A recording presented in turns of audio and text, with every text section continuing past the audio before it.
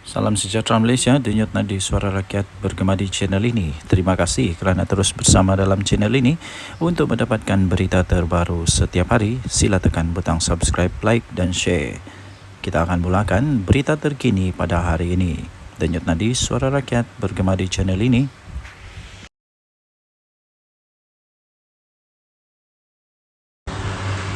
Salam sejahtera Malaysia, denyut nadi suara rakyat bergema di channel ini. Berita terkini daripada bharian.com.my bertarikh 20 Ogos 2024 bertajuk Sahut Titah Agung Bentras Rasuah Wujudkan Agensi Khas Pantau Perolehan ATM. Berita penuh susulan titah daripada Yang di-Pertuan Agong Sultan Ibrahim menggesa kedaulatan dan maruah negara tergadai jika rasuah serta salah guna kuasa diamalkan dalam kalangan pegawai tentera. Kementerian Pertahanan MINDEF akan melaksanakan sistem penggiliran setiap 3 tahun bagi mereka yang terbabit, menentukan spesifikasi dan perolehan Angkatan Tentera Malaysia ATM. Langkah terbaru itu ketika dalam memastikan ketelusan dan integriti dalam urusan perolehan pertahanan negara, tetapi belum tentu mencukupi untuk menghapuskan budaya jijik berkenaan. Hal ini demikian kerana sistem penggiliran semata-mata bukanlah jaminan mutlak untuk membentras rasuah, walaupun diakui boleh mengurangkan risiko pegawai tentera membina hubungan yang terlalu rapat dengan pembengkal atau dengan pihak-pihak yang berkepentingan. Justru selain penggiliran turut diamalkan agensi penguatkuasa seperti kastam di negara ini, mekanisme lain perlu diperkenalkan untuk memastikan integriti perolehan pertahanan negara benar-benar terpelihara. Kita boleh mengambil contoh mekanisme audit yang diamalkan entiti pertahanan di negara maju, umpamanya Jabatan Pertahanan General Inspector DOD OIG sebagai agensi bebas mengawasi program dan operasi Jabatan Pertahanan DOD Amerika Syarikat AS, sekaligus menasihat setiausaha pertahanan dalam isu penipuan, pembaziran dan salah guna. Di United Kingdom pula, peraturan khusus ditetapkan seperti Peraturan-Peraturan Kontrak Awam Pertahanan dan Keselamatan DSPCR 2011. Kita juga perlu melihat ke timur, iaitu Korea Defence Acquisition Program Administration atau DAPA, ditubuhkan pada tahun 2006 sebagai penyelesaian tuntas menangani skandal korupsi membabitkan perolehan aset dan sistem ketenteraan. Oleh itu, kerajaan boleh mempertimbangkan penubuhan entiti bebas mempunyai kuasa pengawasan penuh terhadap semua urusan perolehan ATM. Entiti ini mesti bebas daripada pengaruh politik dan dilengkapi dengan pakar dalam bidang ketenteraan serta perolehan awam untuk memastikan ia dibuat berdasarkan keperluan sebenar, bukannya kepentingan pribadi atau dorongan pihak luar. Hakikatnya, menghadapi ancaman keselamatan semakin kompleks, termasuk kesan isu tuntutan bertindih di Laut Cina Selatan, pencerobohan tentera Cina di perairan negara dan ancaman pengganas seperti kumpulan Sulu serta militan agama ATM memerlukan kekebalan serta keutuhan pegawai dan anggotanya dari segi integriti dan amanah. Ini kerana ketidakmampuan memastikan kedua-dua elemen terpenting itu tidak dicerobohi, bukan saja akan melemahkan daya tahan ATM, bahkan membuka pintu campur tangan asing yang boleh menggugat kedaulatan negara. Kita mahukan kerajaan mengambil iktibar daripada skandal membabitkan perolehan dan pembinaan aset tentera, tidak kira Tentera Darat Malaysia TDM ataupun Tentera Udara Diraja Malaysia TUDM ataupun Tentera Laut Diraja Malaysia TLDM berlaku sebelum ini, yang kerugiannya perlu ditanggung hingga pada hari ini, manakala imej negara pula tercemar disebabkan oleh nilai estetik yang telah merosakkan susu sebelanga. sikap memberi muka atau berkompromi dalam memastikan keutuhan sistem pertahanan negara tidak boleh lagi untuk terus berlaku. Malah kerajaan juga perlu untuk menjadikan titah Yang di-Pertuan Agong yang juga pemerintah tertinggi Angkatan Tentera Persekutuan sebagai isyarat tegas untuk bertindak bermula sekarang. Denyut nadi suara rakyat bergema di channel ini. Jangan lupa tekan butang subscribe, like dan share. Malaysia kita punya, cinta Malaysia aku, kita jaga kita. Berita ini daripada biharian.com.my bertarikh 20 Ogos 2024. Sahut Tita Agong, Benteras Rasuah, wujudkan agensi khas pantau perolehan ATM. Kita jumpa lagi, bye-bye.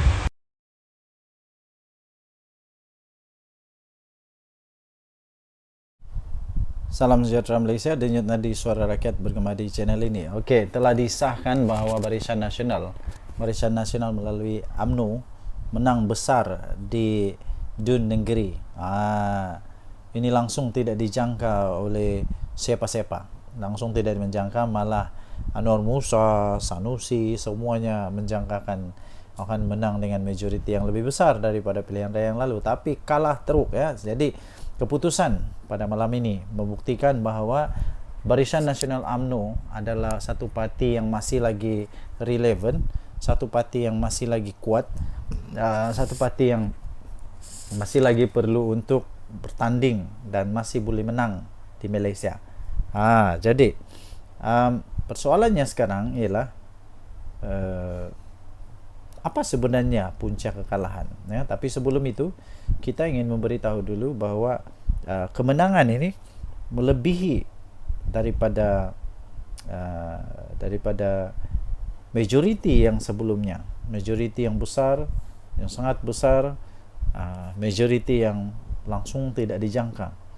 Kerana majoriti pada pilihan raya yang lalu ialah hanya 800 undi, tapi kali ini majoritinya melebihi hampir saya fikir hampir 3,000 atau lebih daripada 3,000 atau hampir 4,000 undi. Wow, ini luar biasa sekali ya. Ini cukup luar biasa dan langsung tidak diramal, tidak dijangka oleh sesiapa. Jadi tuan-tuan dan puan yang dihormati sekalian, saya sebenarnya sudah mulai mengetahui perkara itu. Saya sudah mulai perasan tentang perkara itu apabila keputusan diumumkan menyatakan bahawa di tempat orang asli, PDM orang asli, bahawa semua PDM orang asli dimenangi oleh Barisan Nasional. Semua PDM orang asli dimenangi oleh Barisan Nasional. Bila saya tahu itu saja, seperti perbincangan dengan beberapa orang kawan, saya memang sudah dapat tahu bahawa memang bersatu ataupun ya memang Perikatan Nasional dalam masalah besar. Dan seperti yang saya jangka, memang betul lah Perikatan Nasional kalah dengan teruk sekali. Bukan kalah sikit tau, dengan teruk sekali. Jadi walau bagaimanapun, ramai juga penyokong-penyokong yang masih tidak dapat menerima kekalahan mereka, sehingga macam-macam lah tomahan, dikata inilah itulah, kemudian Anwar Musa kata kalah kerana itu inilah. Tapi sebenarnya kekalahan tetap kekalahan, dan saya ingin ucapkan tahniah kepada Barisan Nasional yang sudah menang. Kita jumpa lagi, bye-bye. Salam sejahtera Malaysia, denyut nadi suara rakyat bergema di channel ini. Adakah anda setuju sekiranya Muhyiddin Yassin meletak jawatan sajalah daripada Presiden dan bersaralah? Kerana selepas pilihan raya di Dun Negeri ini, saya dapati satu perkara yang jelas, ialah setiap kali bersatu bertanding kalah. Setiap kali bersatu bertanding kalah. Dia pakai apapun bendera, apapun lambang, sama ada lambang Bersatu kah, lambang PAS kah, lambang Perikatan Nasional kah, dia tetap kalah. Kalah juga kalah. Kalah di semua tempat kalau saya tidak silap. Kalau saya silap tolong betulkan.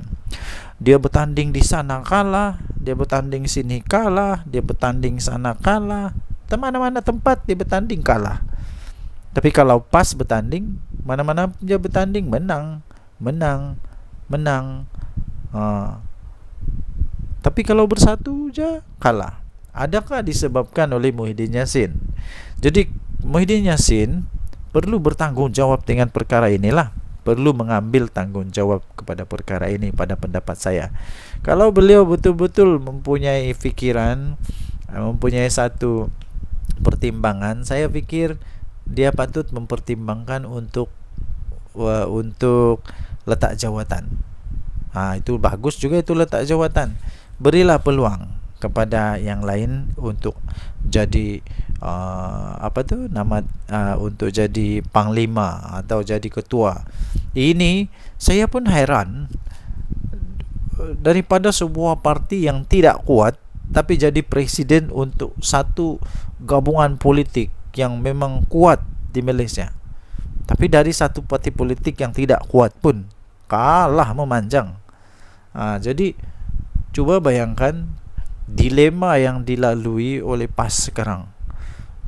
Mau buang salah, tidak buang salah, mau teruskan salah, tidak teruskan salah. Jadi memang dilema betul PAS sekarang. Jadi jangan sampai pula berkubur pula Perikatan Nasional.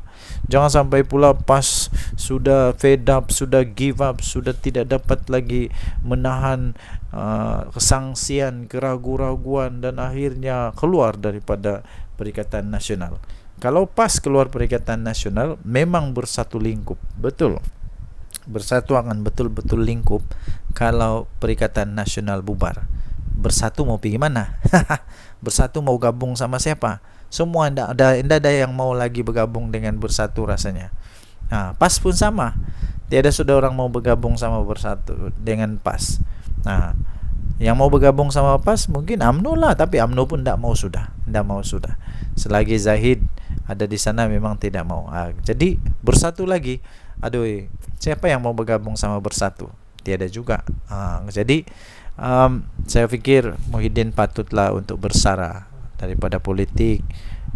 Ambillah peluang untuk bersama dengan keluarga. Apa pendapat anda? Sila tinggalkan komen dari Suara Rakyat Bergema channel ini. Bye bye.